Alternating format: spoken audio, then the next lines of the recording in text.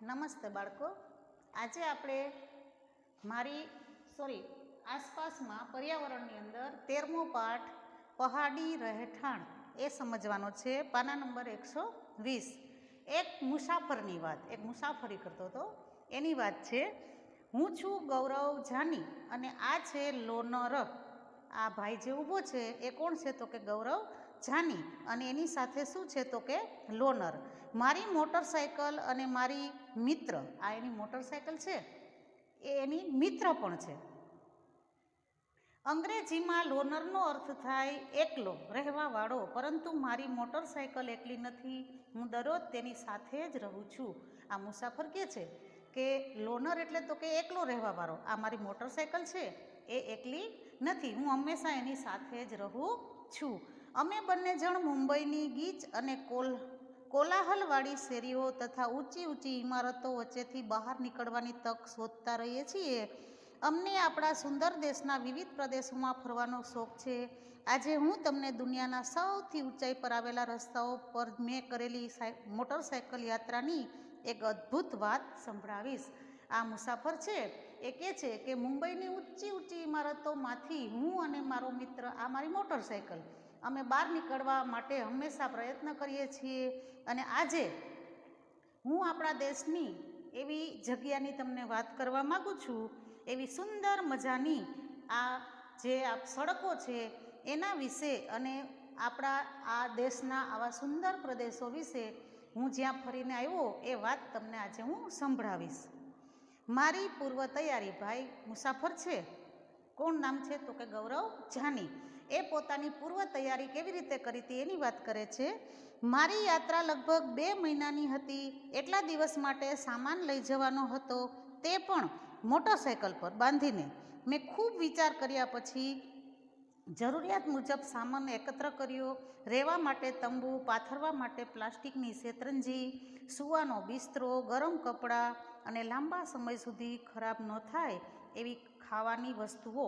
આ સિવાય કેમેરો અને પેટ્રોલ ભરવા માટે વધારાના કેન પણ લીધા. હું મુંબઈથી નીકળ્યો. મહારાષ્ટ્ર, ગુજરાત અને રાજસ્થાનના નાના મોટા શહેરોમાંથી પસાર થઈ અને દિલ્હી પહોંચ્યો.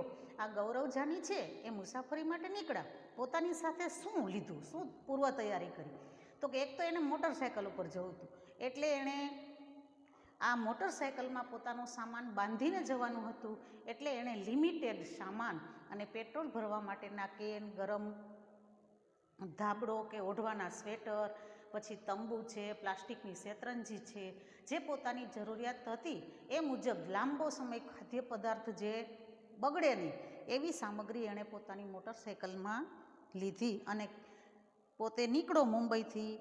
અને મુંબઈથી નીકળી મહારાષ્ટ્ર, ગુજરાત અને રાજસ્થાન થઈ અને ક્યાં પહોંચ્યો તો કે દિલ્હી પહોંચ્યો. મુંબઈથી દિલ્હી સુધી 1400 કિલોમીટર જેટલું અંતર કાપતા 3 દિવસ લાગ્યા. હવે ગૌરવ જાની છે એ મુંબઈથી દિલ્હી 1400 કિલોમીટરનું અંતર, અને એને કેટલા દિવસ લાગ્યા તો કે 3 દિવસ. મને આશા હતી કે દિલ્હીમાં કંઈક નવું જોવા મળશે, પરંતુ દિલ્હી પણ મુંબઈ જેવું જ હતું. આવા એક જ પ્રકારના શહેરો જોઈ હવે હું થાકી ગયો હતો. એક જ પ્રકારના ઘર, સિમેન્ટ, ઈંટો, કાચ અને સ્ટીલની બનેલા. હવે હું મારી મુસાફરી આગળ વધારવા તરફ જઈ રહ્યો હતો. હવે દિલ્હી છે એ પણ મુંબઈની જેમ ખૂબ ગીચ વસ્તીવાળો અને સિમેન્ટ, ઈંટો અને પથ્થરના મકાનો હતા, સ્ટીલની જારીઓ હતી. તો આવા મકાનો જોઈ અને ગૌરવ જાની થાકી ગયો હતો અને ત્યાંથી પોતાની મુસાફરી આગળ વધારી હતી. આવનારા દિવસો વિશે વિચારી હું ખૂબ જ ઉત્સુક હતો. મારા મનમાં કલ્પના હતી કે મને પણ લાકડામાંથી બનેલા ઘર, ઢાળવાળી છત અને બરફથી ઢંકાયેલા ઘર જોવા મળે, જેવું મેં પુસ્તકમાં વાંચેલું, બસ એવો જ. હવે ગૌરવ જાનીને પણ ઈચ્છા હતી કે લાકડાના ઘર, ખૂબ ઢાળવાળા એના છત અને આવા ઘરમાં રહેવાની, બરફથી ઢંકાયેલા ઘરમાં રહેવાની એની ઈચ્છા હતી. એટલે પોતે ત્યાં પહોંચવા માટે ખૂબ ઉત્સુક હતો. દિલ્હીથી ખૂટતો સામાન ભરી હું આગળ વધ્યો. સતત 2 દિવસની મુસાફરી બાદ મનાલી પહોંચ્યો. દિલ્હીથી આગળ વધ્યો અને 2 દિવસની મુસાફરી કરી ક્યાં પહોંચ્યો તો કે મનાલી પહોંચ્યો. ત્યાંના પહાડી પ્રદેશની શુદ્ધ હવાથી મારો થાક ઉતરી ગયો. સાચું કહું તો મારી ખરી મુસાફરી હવે જ શરૂ થવાની હતી. જમ્મુ કાશ્મીર રાજ્યના કેટલાક મુશ્કેલ માર્ગો પરથી પસાર થઈ અમારે લદ્દાખમાં છેક લેહ સુધી જવાનું હતું. પછી ત્યાંથી પોતે આગળ વધ્યો અને જમ્મુ કાશ્મીરના કેટલાક એવા દુર્ગમ રસ્તામાંથી આગળ વધી અને પોતે ક્યાં પહોંચ્યો? છેક લેહ સુધી પહોંચ્યો. શોધી કાઢો. નકશામાં જોઈને કહો કે મુંબઈથી કાશ્મીર સુધી મુસાફરી કરતાં કયા રાજ્યમાંથી પસાર થવું પડે છે? ગૌરવ જાની જ્યારે મુંબઈથી દિલ્હી ગયા ત્યારે ઘણા બધા રાજ્યોમાંથી પસાર થયા. આ બધા રાજ્યોના પાટનગરના નામ શોધો. તેના રસ્તામાં શું કોઈ મોટું નગર કે શહેર હતું? મનાલી એક મેદાન પ્રદેશ છે કે પહાડી વિસ્તાર? તે કયા રાજ્યમાં આવેલું છે? એ તમારે શોધવાનું છે. મારું નવું ઘર. હું અને મારી લોનર દરરોજ આગળ વધતા હતા. મારે ફક્ત પેટ ભરીને જમવાનું જોઈતું અને રાત્રે ઠંડીથી બચવા માટે તંબુ. મારા નાનકડા નાયલોનના તંબુમાં એટલી જ જગ્યા હતી કે હું અંદર સૂઈ શકું. મારી મોટરસાયકલ રાત્રિના સમયે તંબુની રખેવાળી કરતી, એટલે કે એ બહાર જ ઊભી રહેતી. સવારમાં તાજગી ભરેલી ઠંડી હવાની સાથે આવતા પક્ષીઓના અવાજ સાંભળી મારી આંખ ઉઘડતી અને સૂર્યોદય થતો. પછી ગૌરવ જાની છે એ પોતાની મોટરસાયકલ લઈને આગળ વધતો હતો. લદ્દાખ પહોંચ્યો. એનું ઘર કેવું હતું? તો કે તંબુનું, જો ચિત્રમાં જોઈ શકાય છે. એની મોટરસાયકલ પણ તમને ચિત્રમાં બતાવેલી છે. તો ગૌરવ જાની કહે છે કે મારો તંબુ મારું નવું ઘર હતું, જેમાં હું સમાવ એટલી જ જગ્યા હતી અને મારી મોટરસાયકલ બહાર રહી અને મારી રખેવાળી કરતી હતી. અને પોતે જ્યારે સવારે પંખીનો કલરવ થાય ત્યારે ઉઠતો, એટલે કે એની સવાર પડી કહેવાતી. કહો, તમે ક્યારેય તંબુમાં રહ્યા છો? ક્યાં તે કેવો હતો? આના જવાબ તમારે લખવાના છે. કલ્પના કરો કે તમારે નાના તંબુમાં 2 દિવસ એકલા રહેવાનું હોય અને સાથે માત્ર 10 જ વસ્તુ લઈ જઈ શકાય તેવી 10 વસ્તુઓની યાદી બનાવો. તમે કેટલા પ્રકારના જુદા જુદા ઘર જોયા છે? તમારા મિત્રને તે વિશે ચિત્ર પણ દોરો. કહો અને ચિત્ર પણ દોરો. ઠંડુ રણ. છેવટે હું અને લોનર લેહ પહોંચ્યા. પહેલી જ વખત મેં ઊંચો, સૂકો અને સપાટ વિસ્તાર, જેને ઠંડુ રણ કહેવાય છે, તેનું જોયું. લદ્દાખમાં ખૂબ જ ઓછો વરસાદ પડે છે. અહીં ઊંચા બરફથી છવાયેલા પર્વતો અને ઠંડા સપાટ મેદાનો છે. પછી પોતે ક્યાં પહોંચ્યો? તો કે લદ્દાખથી લેહ પહોંચ્યો પોતાની લોનર સાથે. અને ત્યાં ગયો તો એણે જોયું કે ઠંડુ સૂકું રણ. તો આ લેહની અંદર ખૂબ વરસાદ ઓછો પડે છે અને આજુબાજુમાં બરફથી છવાયેલા પહાડો આવેલા છે. લેહમાં મેં મારી જાતને સુંદર સફેદ ઘરોવાળા ગલીઓમાં જોઈ. હું વાહન ધીમું ચલાવતો હતો. મેં જોયું કે નાના બાળકોનું જૂથ મારી પાછળ આવતું હતું. તેઓ ઝૂલે ઝૂલે બોલતા હતા. તેનો મતલબ સુસ્વાગતમ સુસ્વાગતમ થાય છે. તેઓ મારી લોનરને જોઈ આશ્ચર્યચકિત હતા. દરેક બાળક મને તેમના ઘરે લઈ જવા માગતું હતું. પછી લેહની અંદર ગૌરવ જાની છે એ બરફ છવાયેલી સડકોમાં ચાલતો હતો. ત્યાંના બાળકો એની પાછળ પાછળ ચાલતા હતા અને શું બોલતા હતા? તો કે એ લોકો ઝૂલે ઝૂલે બોલતા હતા. અને ઝૂલે ઝૂલે એટલે સુસ્વાગતમ સુસ્વાગતમ એવો એનો અર્થ થાય. અને દરેક બાળક છે એ આ ગૌરવ જાનીને પોતાના ઘરે લઈ જવા માટે ઉત્સુક હતા. તાસીના ઘરે. તાસી મને ખેંચીને તેના ઘરે લઈ ગયો. તેનું ઘર 2 માળનું હતું. ઘર પથ્થરોનું બનેલું હતું, જે એકની ઉપર એક મૂકેલા હતા. દિવાલો ગારો અને ચૂનાના જાડા સ્તરથી લીપેલી હતી.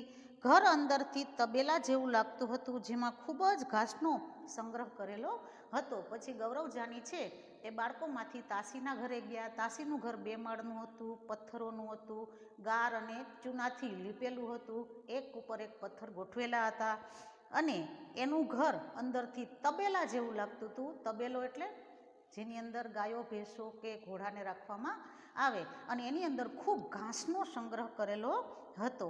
અમે લાકડાના દાદર પરથી પહેલા માળે પહોંચ્યા. આ તે જગ્યા હતી જ્યાં અમે રહીએ છીએ, તાસીએ સમજાવ્યું. પછી લાકડાના દાદર ચડીને ઉપર ગયા અને ઉપર જઈને તાસીએ સમજાવ્યું કે આ મારું ઘર છે, અહીંયા અમે રહીએ છીએ.